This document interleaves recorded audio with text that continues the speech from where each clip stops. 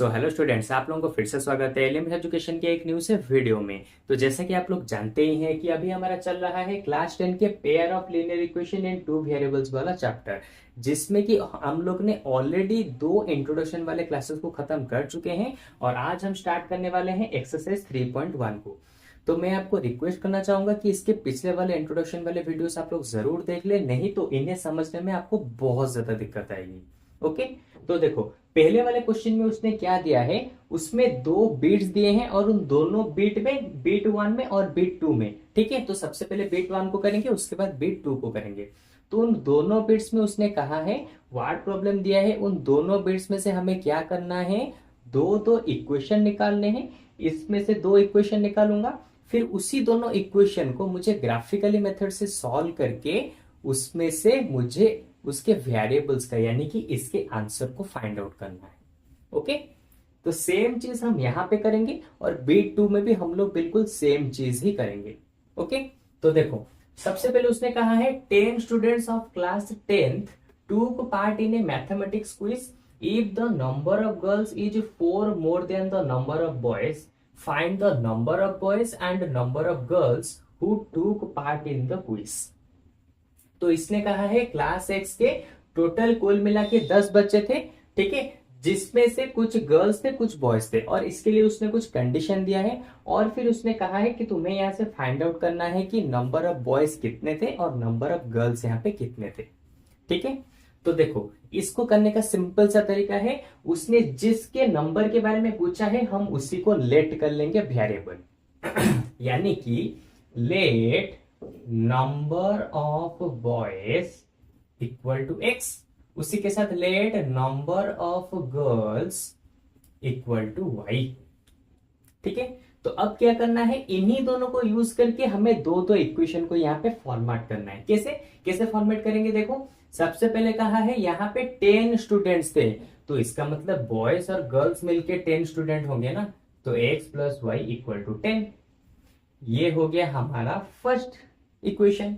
फिर उसने कहा है if the number of girls is 4 more than the number of boys, यानी कि गर्ल्स का नंबर जितना होगा वो किसके साथ इक्वल होगा, बॉयज से 4 नंबर ज्यादा होंगे, यानी कि गर्ल्स जितने होंगे उसमें से ज्यादा, यानी कि बॉयज जितने होंगे उसमें से 4 ज्यादा होंगे गर्ल्स। ठीक है, तो इसका मतलब बॉयज के नंबर के साथ 4 मिला तो जितना होगा नंबर ऑफ गर्ल्स भी उतने ही आएंगे। ओके, अच्छा ये हो गया हमारा इक्वेशन 2। अभी क्या करना है, क्योंकि हम इसको ग्राफिकल मेथड से सॉल्व करेंगे ना, तो इसके लिए हमें यहाँ पे दो बॉक्सेस को यहाँ पे फॉर्मेट करना पड़ेगा। ये है पहला वाला बॉक्स जो कि होगा हमारे इक्वेशन 1 के लिए, यहाँ पे लिख देता हूं। ये वाला होगा हमारा दूसरा वाला बॉक्स जो कि होगा हमारे इक्वेशन 2 के लिए। ठीक है, यहां पे लिख देता हूं इक्वेशन 2। यहां पे रहेगा x और वो यहां पे रहेगा y, सेम चीज यहां पे रहेगा x और यहां पे रहेगा y। तो मैंने जैसे कि तुम्हें इंट्रोडक्शन वाले पार्ट में बताया था, यहां पे x का तुम्हें कुछ भी वैल्यू लेट करना है अपने मन से, यहां पे पुट करना है और फिर y का वैल्यू जो आएगा यहां पे लिखना है। जैसे कि मैं लेट करता हूं x का वैल्यू होगा 3, तो यहां पे 3 डालो, तो 3 प्लस वाई इक्वल टू 10। ठीक है, तो y आ जाएगा 3 इस तरफ आके माइनस हो जाएगा, तो 10 माइनस 3 इक्वल टू 7, तो y का वैल्यू निकला 7। उसी तरह से एक और काम करते हैं, x का वैल्यू फिर से मैं लेट करता हूं, क्या मैं लेट कर लेता हूं 6, तो देखो x प्लस वाई यानी कि x की जगह पे डालो 6 plus Y equal to 10, y का वैल्यू हो जाएगा 10 माइनस 6 यानी कि 4, तो यहाँ पे y का वैल्यू निकला 4। ओके, तुम चाहो तो यहाँ पे x का वैल्यू कुछ भी लेट कर सकते हो, चाहो तो y का वैल्यू भी कुछ भी लेट कर सकते हो और यहाँ पे लिख सकते हो। ठीक है, अब चलते हैं इक्वेशन नंबर 2 की तरफ। यहां पर भी तुम्हें सेम टू सेम चीज क्या करना है, x के लिए कुछ वैल्यू सजेस्ट करने हैं, अपने मन से लेना है और y का वैल्यू क्या निकलता है तुम्हें यहाँ पे लिखना है। तो सबसे पहले मैं लेट करता हूं, x का वैल्यू 0 लेट करता हूं। ठीक है, तो x का वैल्यू आ गया 0, तो यहाँ पे y का वैल्यू कितना आएगा, y इक्वल टू 0 प्लस 4, तो y इक्वल टू 4, तो y का वैल्यू निकला 4। इक्वेशन 2 की बात कर रहा हूं क्योंकि इक्वेशन 2 का बॉक्स है ना। अभी मैं क्या करूंगा, फिर से x का वैल्यू कुछ और लेट कर लेते हैं। मैं लेट करता हूं x का वैल्यू 2, तो यहां पे पुट करो y इक्वल टू 2+4, यानी कि आंसर आ जाएगा 6। तो लोग इस तरह से हमारे यहाँ पे दोनों बॉक्स कंप्लीट हो चुके हैं। अभी क्या करना है, यहां से देखो इसमें से एक पॉइंट निकलेगा, इसमें से एक पॉइंट निकलेगा, सेम चीज इसमें से भी पॉइंट आएगा, इसमें से भी एक पॉइंट निकलेगा, और इनको यूज करके हमें दो लाइंस को यहाँ पे ज्वाइन करना है, फिर वहां से हमें आंसर मिल जाएगा। अब तुम्हारा डाउट होगा कि सर कैसे करेंगे। सिंपल, देखो मैं यहाँ पे डायग्राम बना देता हूं हमारे एक्सिस का। ठीक है, ये होगा ओरिजिन, ये होगा एक्स एक्सिस, ये होगा वाई एक्सिस। ठीक है, ये होगा वाई डैश, ये होगा एक्स डैश। तो ये हो गया, यहाँ पे कुछ नेगेटिव वाला है, नेगेटिव में कुछ नहीं है, तो मैं यहाँ पे सिर्फ 1 2 पॉजिटिव वाले नंबर को ही यहाँ पे रख रहा हूं। ओके, 3 4 5 6 7 8 9, यहाँ पे आ जाएगा 1 2 3 4 5 6 7 8। ठीक है, माइनस में कुछ भी नंबर नहीं है, नहीं तो मैं माइनस में भी इस तरफ लिखता और इस तरफ भी लिखता, लेकिन तुम ग्राफ ड्रॉ करते टाइम ग्राफ पेपर में माइनस प्लस सभी इंटीजर्स को यहाँ पे तुम्हें लिखना है। ओके, अच्छा अब देखो पहले वाले में, देखो पहले वाले इक्वेशन में हमें यहाँ पे एक लाइन मिलेगा, कैसे, 3 एक्स के साथ 3 और वाई के साथ 7, तो एक्स के साथ 3 और वाई के साथ 7, तो इसका मतलब ये पॉइंट यहां पे बनेगा, ये हो जाएगा x के साथ 3 y के साथ 7। देख रहे हो किस तरह से फॉर्मेट हो रहा है। फिर x के साथ 6 और y के साथ 4, x के साथ 6 और y के साथ 4, तो इसका मतलब यहां पे ये हो गया दूसरा वाला जो कि होगा 6,4, इसका कोऑर्डिनेट। मैं साथ साथ इसका कोऑर्डिनेट लिख रहा हूं, तुम्हें भी ऐसे ही करना है, नहीं तो मार्क्स कटेंगे। ओके, तो अभी क्या करूंगा, मैं इस लाइन को यहां पे ज्वाइन कर दूंगा, कैसे। ओके, अच्छा ये तो हो गया फर्स्ट वाले इक्वेशन से मुझे जो कोऑर्डिनेट्स मिले थे उससे मैंने एक लाइन को ड्रॉ कर दिया। सेम चीज सेकंड वाले से मुझे जो इक्वेशन से जो मुझे नंबर्स मिले हैं उसको यूज करके मैं एक और लाइन को ड्रॉ करूंगा, कैसे, x का 0 और y का 4, इसको लेके एक पॉइंट बनेगा, कैसे, x का 0 यानी कि x का कुछ वैल्यू होगा ही नहीं, उसके साथ y का 4, y का 4 यानी कि ये वाला, ये हो जाएगा हमारा x का 0 और y का 4। ठीक है, हमें पहले से पता है जब हम कोऑर्डिनेट लिखते हैं तो फर्स्ट वाला होता है x का वैल्यू, सेकंड वाला होता है y का वैल्यू। ये हो गया फर्स्ट वाला पॉइंट। सेकंड वाले पॉइंट में x का 2 और y का 6, x का 2 और y का 6 यानी कि ये वाला। ठीक है, यहां पे कोऑर्डिनेट लिख देता हूं कितना, 2,6। अभी क्या करना है, जैसे इनको ज्वाइन किया था ऐसे इनको भी ज्वाइन करो। देखो ज्वाइन कर लिया। अब तुम्हें क्या करना है, जबकि दोनों को यूज करके तुमने लाइन को क्लट कर चुके हो, तो अभी अपने ग्राफ पेपर के ऊपर देखो, जहां पे ये दोनों इंटरसेक्ट करती है, ये दोनों लाइन, वही वाला पॉइंट होगा हमारा आंसर। तो ये दोनों लाइन इंटरसेक्ट करती है 3,7 के ऊपर, तो हमारा आंसर हो जाएगा 3,7। ठीक है, अरे सिंपल, मैं तुम्हें इंट्रोडक्शन पार्ट में ही बता चुका हूं कि कैसे इसका आंसर निकलेगा। दोनों लाइंस जहां पर इंटरसेक्ट करेंगी उसी का कोऑर्डिनेट हो जाएगा हमारा आंसर। तो इसका मतलब ये पहले वाला होता है x का कोऑर्डिनेट, तो x का वैल्यू इक्वल टू 3 और ये होता है y इक्वल टू 7। तो x हमने किसको लिया था, नंबर ऑफ बॉयज, तो नंबर ऑफ बॉयज हमारे कितने निकले, 3, और y हमने किसको लिया था, किसको, गर्ल्स को लिया था, तो y हो गए हमारे 7। देख रहे हो, यहां पे मेरा थोड़ा सा लाइन इधर उधर हो गया है, लेकिन ग्राफ के ऊपर करोगे तो तुम्हारा लाइन बिल्कुल स्ट्रेट आएगा। मैं हाथ से कर रहा हूं ना, इसलिए थोड़ा सा इधर उधर हो जाता है। ओके, तो देखो यहाँ पे नंबर ऑफ बॉयज है 3, नंबर ऑफ गर्ल्स है 7, और उसने जो कहा था कि टोटल 10 स्टूडेंट्स है, तो देखो इन दोनों को मिलाओ, 10 स्टूडेंट्स आ रहे हैं या फिर नहीं। तो इस तरह से हमारा पहला बिट यहाँ पे खत्म होता है। तो अब क्या करेंगे, अब चलेंगे नंबर बिट 2 की तरफ और उसको भी इसी तरह से सॉल्व कर लेंगे। ओके, तो सबसे पहले मैं इसको यहाँ पे इरेज कर देता हूं। ठीक है, चलो इरेज करते हैं। तो देखो नंबर 2 वाले क्वेश्चन में क्या दिया है, 5 pencils and 7 pens together cost rupees 50, whereas 7 pencils and 5 pens together cost rupees 46. Find the cost of one pencil and pen. ठीक है, यहाँ पे कुछ कंडीशन दिए हैं और फिर उसने एंड में पूछा है कि एक पेंसिल का प्राइस कितना होगा और एक पेन का प्राइस कितना होगा, तुम्हें यहाँ पे बताना है। तो मतलब कि तुम पहले से ही जानते हो कि उसने जो पूछा होता है हम उसी को लेट कर लेते हैं। Let cost of one pencil equal to हो जाएगा कितना, 5, सॉरी एक्स, उसी के साथ कॉस्ट ऑफ वन पेन हो जाएगा कितना, y। ठीक है, तो उसने जो पूछा था उसको मैंने यहाँ पे लेट कर लिया। अब क्वेश्चन में क्या दिया है, क्वेश्चन में कहा है 5 पेंसिल, 5 पेंसिल यानी कि एक पेंसिल का है x, तो 5 पेंसिल का हो जाएगा 5x प्लस 7 पेन्स यानी कि 7y। ठीक है, क्योंकि एक पेन का वैल्यू है y, तो 7y टोटल मिलके हो जाएंगे ₹50। ये हो गया हमारा फर्स्ट इक्वेशन। फिर उसने कहा है 7 पेंसिल, 7 पेंसिल, पेंसिल को हमने लिया है x, तो 7 पेंसिल प्लस 5 पेन्स यानी कि 5 पेन को हमने लिया है y। इनको जब मिलाओगे तो हमें कॉस्ट आएगा 46। ठीक है, तो देखो यहां पे हमें दोनों इक्वेशन फिर से मिल गए। तो अभी क्या करना है, इक्वेशन 1 के लिए एक बॉक्स को बनाना है।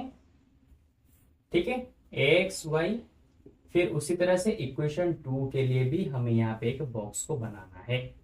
ठीक है, ये हो जाएगा x और y इक्वेशन 2। ठीक है, तो अभी क्या करना है, देखो इक्वेशन 1 में क्या करेंगे, x के कुछ वैल्यू को डालेंगे और y का वैल्यू कितना होगा निकालेंगे। सेम टू सेम चीज यहां पर भी x के कुछ वैल्यू को डालेंगे और y का वैल्यू कितना होगा निकालेंगे। तुम चाहो तो यहाँ पे y का कुछ वैल्यू डाल सकते हो, x का निकाल सकते हो, कुछ भी वैल्यू, इन सभी में से किसी का कुछ भी वैल्यू तुम लेट कर सकते हो। ठीक है, अगर ऊपर वाला x कितना होगा अपने हिसाब से डालते हो तो नीचे y का आंसर आएगा, अगर y अपने हिसाब से डालते हो तो ऊपर x का आंसर आएगा।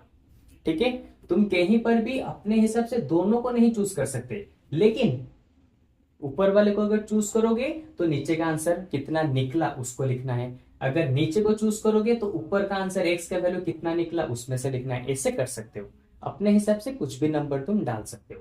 तो मैं क्या करूंगा, यहाँ पे लेट कर लेता हूं x का वैल्यू 3 और दूसरा वाला मैं लेट कर देता हूं 10। ठीक है, अपने मन से ही मैंने दोनों नंबर को ले लिया। अब मैं क्या करूंगा, पहले 3 को पुट करूंगा, देखूंगा यहाँ पे कितना आता है, 5 इंटू 3, ये तो इक्वेशन 1 वाला टेबल है ना, तो इक्वेशन 1 में ही मैं इसको डालूंगा। 5 into 3 plus 7y equal to 50, 5 3 जा 15। ठीक है, 5 3 जा आ जाएगा कितना 15। ठीक है, प्लस 7y इक्वल टू 50, तो 15 इस तरफ जाके माइनस हो जाएगा, तो 7y 50 माइनस 15 आ जाएगा कितना 35, तो y का वैल्यू हो जाएगा 35 डिवाइडेड बाय 7 यानी कि 5, तो y का वैल्यू यहाँ पे निकला 5। अभी मैं क्या करूंगा, x का वैल्यू 10 यहाँ पे डालूंगा, फिर देखूंगा y का वैल्यू कितना निकलता है।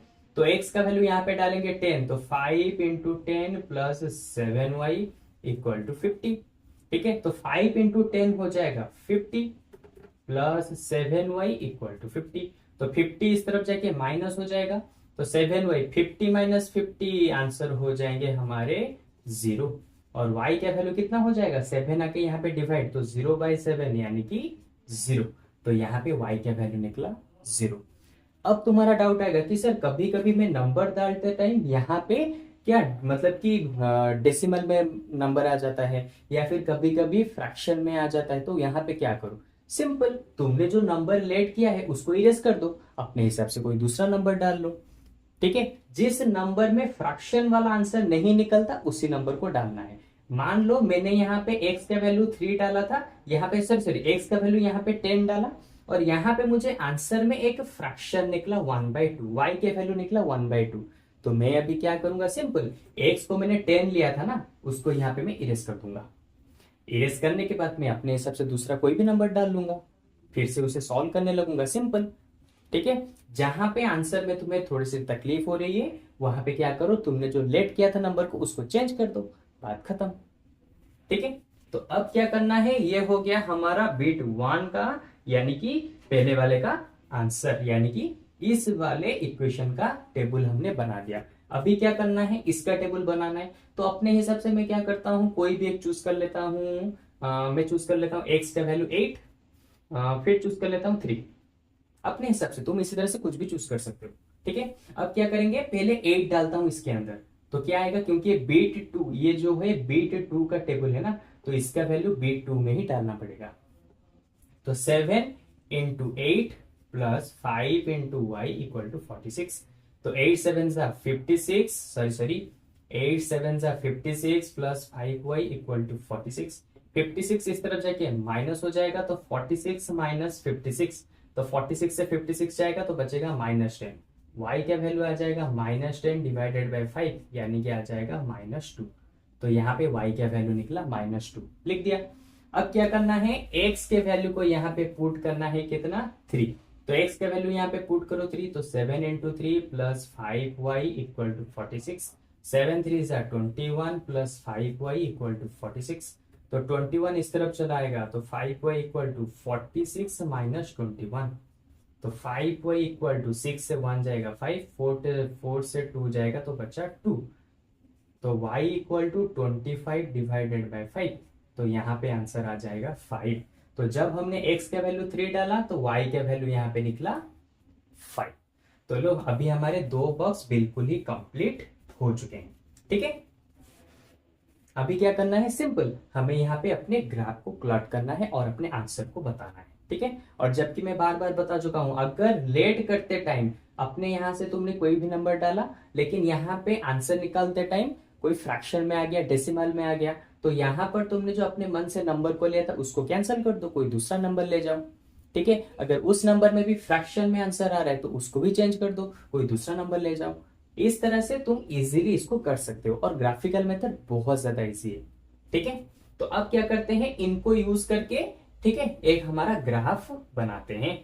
तो सबसे पहले मैं यहाँ पे 3 10, तो थोड़ा सा बड़ा ग्राफ बनाना पड़ेगा, 10 तक लेना पड़ेगा। ओके, ये हो गया ओरिजिन। ओके, फिर क्या करना है, ये हो जाएगा y, ये हो जाएगा x, ये हो जाएगा y डैश, ये हो जाएगा x डैश। ओके, यहाँ पे माइनस में भी नंबर है, तो मुझे यहाँ पे माइनस वाला इंटीजर भी लिखना ही पड़ेगा। पहले वाले क्वेश्चन में माइनस में कुछ भी नंबर नहीं था, इसलिए मैंने माइनस लिया नहीं था, लेकिन यहाँ पे मुझे लेना पड़ेगा। ओके, तो मैं इसको थोड़ा सा बड़ा कर देता हूँ इस तरह से, इसको भी थोड़ा सा बड़ा कर देते हैं आगे इस तरह से। ठीक है, अभी क्या करना है, देखो, ये हो गया y डैश, ये हो गया x डैश। तो ये आ गया 1 2 3 4 5 6 7 8 9 10। यहाँ पे आ जाएगा -1 -2 -3 -4 -5।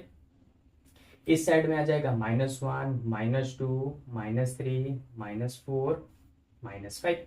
यहाँ पे आ जाएगा 1 2 3 4 5 6 7 8 9 और ये 10, क्योंकि यहाँ पे देखो वैल्यू 10 तक गया है ना, इसलिए मैंने 10 तक रखा है। ओके, अच्छा, अब क्या करना है, चाहो तो इसको थोड़ा सा और बढ़ा भी कर देते हैं। ये हो गया 10, ये हो गया y एक्सिस। तो देखो, सबसे पहले 3,5 को लेके एक पॉइंट बनाना है, तो x का वैल्यू 3 और y का वैल्यू 5, तो कहां पे होगा, सिंपल यहां पे। तो x का वैल्यू 3 और y का वैल्यू 5। फिर x का वैल्यू 10 और y का वैल्यू 0।